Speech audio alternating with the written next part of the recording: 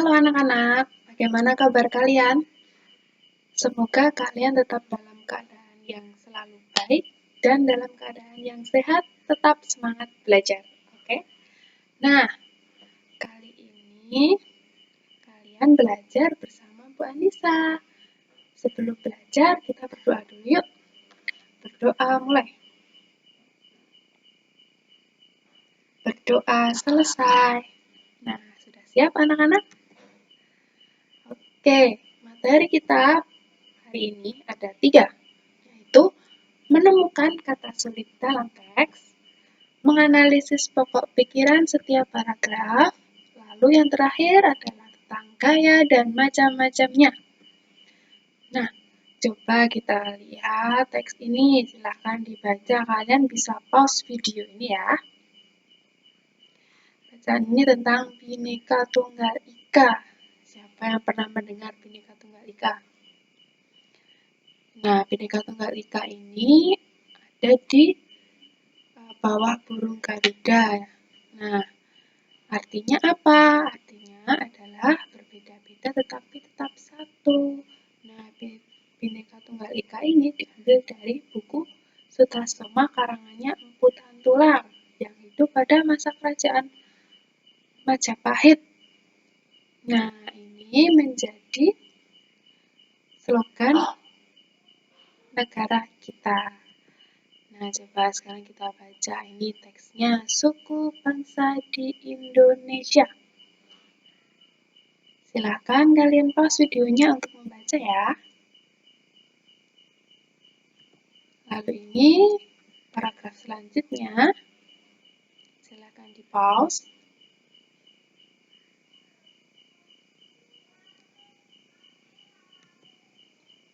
Nah, ini dia anak-anak. Ternyata suku di Indonesia banyak sekali ya.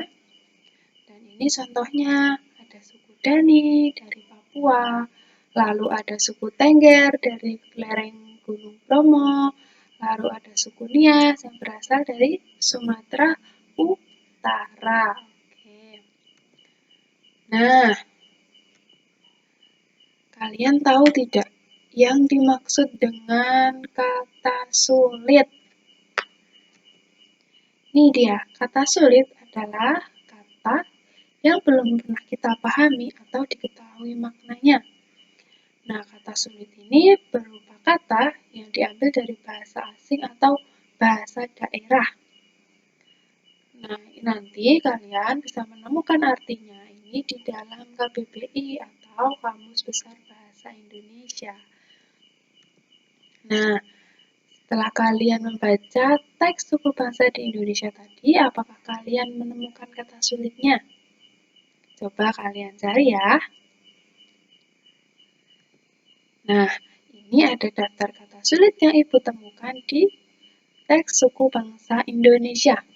Yang pertama ada slogan. Slogan artinya kalimat pendek yang menarik dan mudah diingat. Lalu yang kedua ada kata sensus. Apa itu sensus? Sensus adalah penghitungan jumlah penduduk, ekonomi, dan sebagainya yang dilakukan oleh pemerintah. Lalu ketiga adalah etnis. Etnis adalah penggolongan manusia berdasarkan kepercayaan, nilai, kebiasaan, adat, istiadat, norma, bahasa, sejarah geografis, dan hubungan kekerabatan. Oke. Nah, suku bangsa di Indonesia itu banyak sekali ya. Salah satunya adalah suku bangsa Dayak.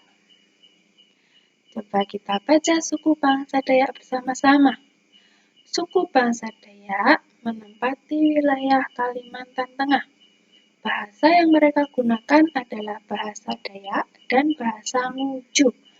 Masyarakat Dayak hidup bertani, berburu ke hutan, dan menangkap ikan. Selain itu, para ibu-ibu di rumah mengerjakan anyaman rotan.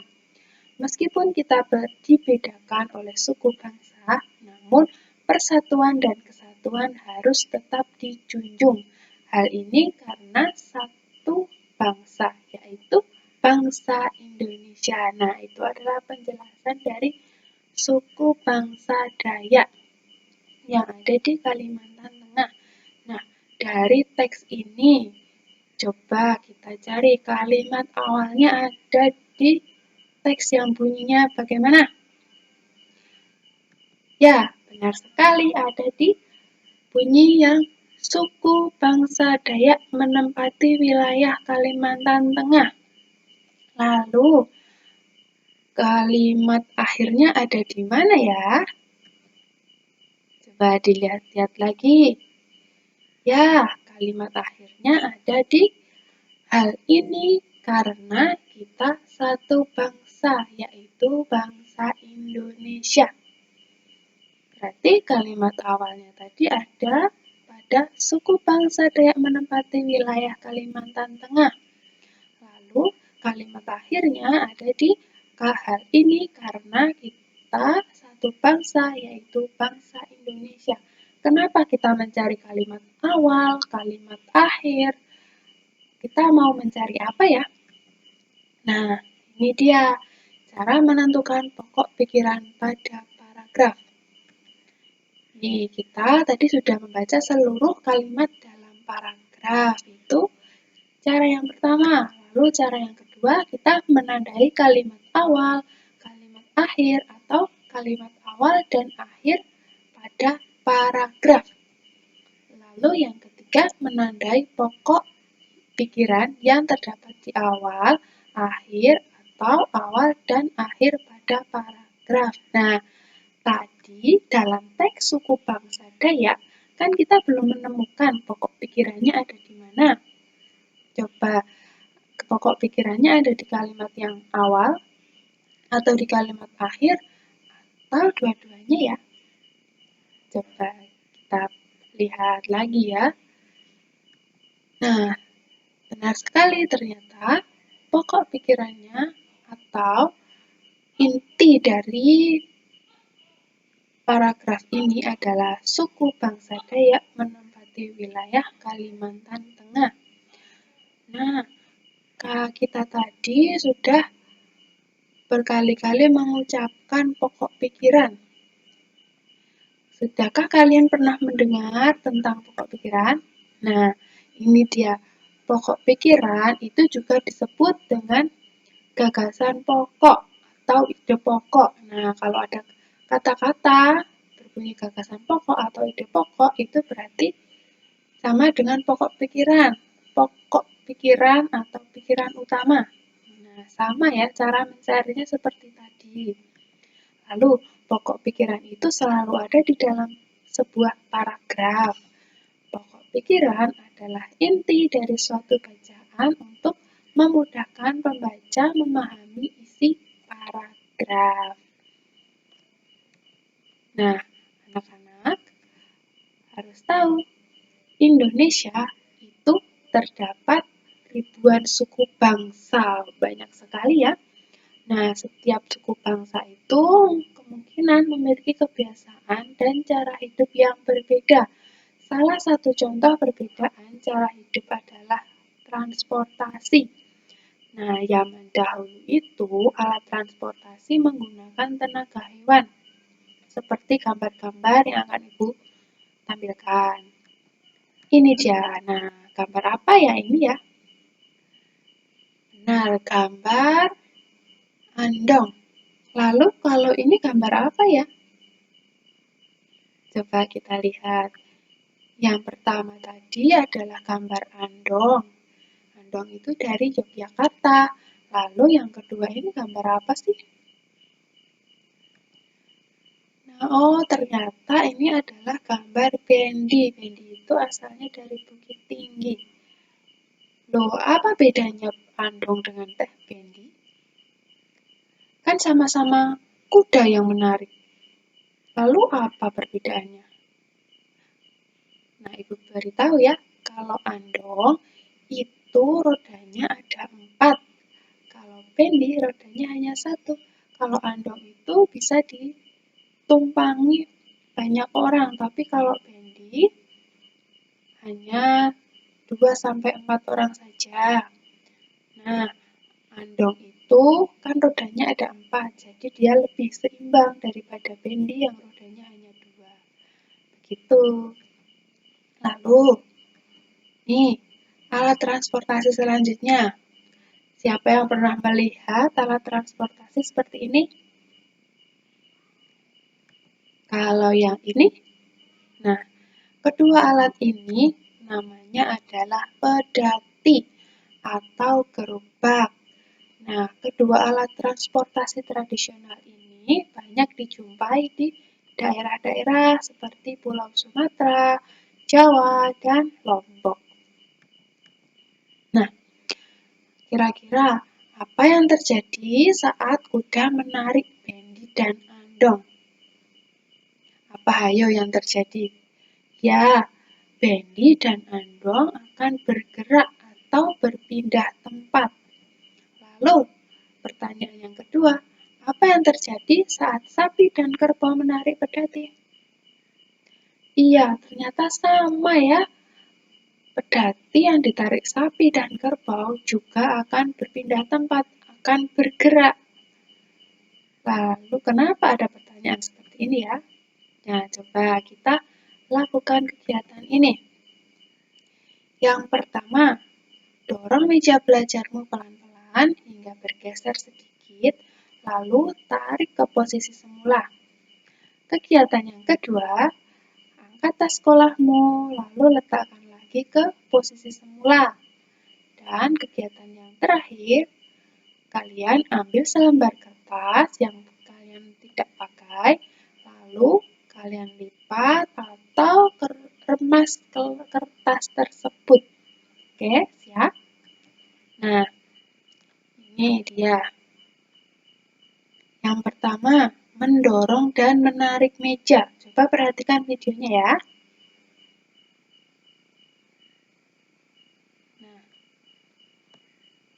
ketika di video ini tadi, ketika mendorong, apa yang terjadi pada mejanya? Coba perhatikan lagi.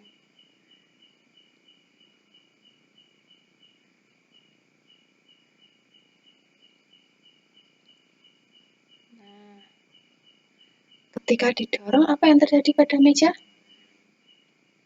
Nah, benar, mejanya juga bergerak, mejanya berpindah tempat, lalu ini ditarik lagi ke posisi semula. Nah, selanjutnya kegiatan mengangkat dan meletakkan tas. Apa yang terjadi ketika mengangkat dan meletakkan tas? Coba kita perhatikan. Semula ada di bawah, lalu ketika diangkat ada di atas. Berarti bagaimana? Ya, berpindah posisi. Tasnya yang tadi ada di bawah menjadi ada di atas. Lalu kegiatan selanjutnya meremas kertas. Semula kertasnya berbentuk persegi panjang. Setelah diremas-remas, bentuknya menjadi bulat tapi tidak beraturan. Berarti apa itu? Berubah bentuk. Coba yang melipat kertas. Bagaimana? Awalnya segi 4, setelah dilipat menjadi bentuk apa itu? Menjadi bentuk trapesium. Nah, jadi segitiga lagi. Oke, nah berarti kalau kita meremas dan melipat kertas, maka benda yang kita berikan perlakuan tadi akan berubah bentuk. Gitu. Nah, anak-anak, aktivitas yang kita lakukan terhadap meja, tas sekolah, dan kertas tadi itu disebut dengan gaya. Lalu, apa yang dimaksud dengan gaya? Nah, gaya adalah gerakan menarik atau mendorong yang menyebabkan benda bergerak, berubah bentuk, dan berubah arah. Ini dia. Ada beberapa macam-macam gaya. Yang pertama adalah gaya otot. Gaya otot dilakukan oleh otot-otot tubuh. Contohnya ini pada gambar. Itu ada gambar orang sedang melakukan kegiatan tarik tambang. Selain itu, kegiatan yang dilakukan oleh sapi, kuda ketika menarik bendi, menarik pedati, tadi itu juga merupakan salah satu contoh gerakan yang dilakukan oleh otot. Nah, itu juga contoh dari gaya otot. Lalu, yang kedua ada gaya pegas. Gaya pegas itu ditimbulkan oleh karet atau pegas yang diregangkan. Contohnya adalah ketika kalian bermain ketapel, pasti kalian melakukan menarik ketapelnya, setelah itu kalian melepaskan. Nah, itu adalah gaya pegas. Selain ini juga ada contohnya lagi ketika bermain anak panah. Anak panah itu juga sama dengan ketapel. Menarik busur panahnya lalu melepaskan anak panahnya. Nah, lalu yang selanjutnya adalah gaya listrik statis. Itu gaya yang dimiliki benda yang bermuatan listrik untuk menarik benda di sekitarnya. Contohnya ini. Biasanya anak-anak itu suka bermain seperti ini. Penggaris kalian gosok-gosokkan ke rambut, lalu kalian tempelkan ke kertas-kertas kecil. Nanti kertas-kertas kecilnya tadi akan tertarik oleh penggarisnya tadi. Nah, itu karena penggarisnya tadi bermuatan listrik, tapi hanya untuk sementara ya. Nah, selanjutnya ada gaya magnet. Ada yang pernah punya magnet? Nah, gaya magnet itu dihasilkan oleh magnet. Seperti ini contohnya magnet. Ini bisa menarik paku-paku yang terbuat dari besi. Ya. Selanjutnya ada gaya gravitasi, gaya kekuatan bumi untuk menarik benda ke bawah. Nah, ini seperti kalian kalau misalnya menjatuhkan sesuatu, pasti jatuhnya ke bawah kan, bukan ke atas. Nah, itu karena akibat dari kekuatan bumi menarik benda ke bawah, namanya itu adalah gaya gravitasi. Nah, ini contohnya. Selain tadi ada juga pohon yang buahnya jatuh dari pohon. Lalu selanjutnya ada gaya gesek, timbul karena gesekan dua benda. Contohnya ketika kita berlari, sepatu kita dan misalnya kita berlari di atas tanah. Nah, tanah dan sepatu kita akan bergesekan itu karena adanya gaya gesek. Jadi lebih enteng, lebih mudah kita berlarinya ya. Nah, materinya sudah selesai. Apakah ada yang ingin ditanyakan? Kalau ada yang ingin ditanyakan, nanti silakan chat saja di grup WA ya, supaya teman-teman yang lain juga bisa membacanya. Oke? Nah, anak-anak, hari ini kita belajar tentang apa saja? Iya, tentang gaya, tentang suku bangsa, tentang pokok pikiran, apalagi tentang kata sulit. Oke, nah, bagaimana perasaanmu setelah mengikuti kegiatan pada hari ini? Ibu harap kalian senang ya ketika mengikuti pelajaran pada hari ini. Lalu, apakah kamu merasa kesulitan? Kalau ada kesulitan, silahkan nanti juga chat di WA ya, supaya kita tahu apa yang dirasa sulit bagi kalian. Nah, sudah selesai.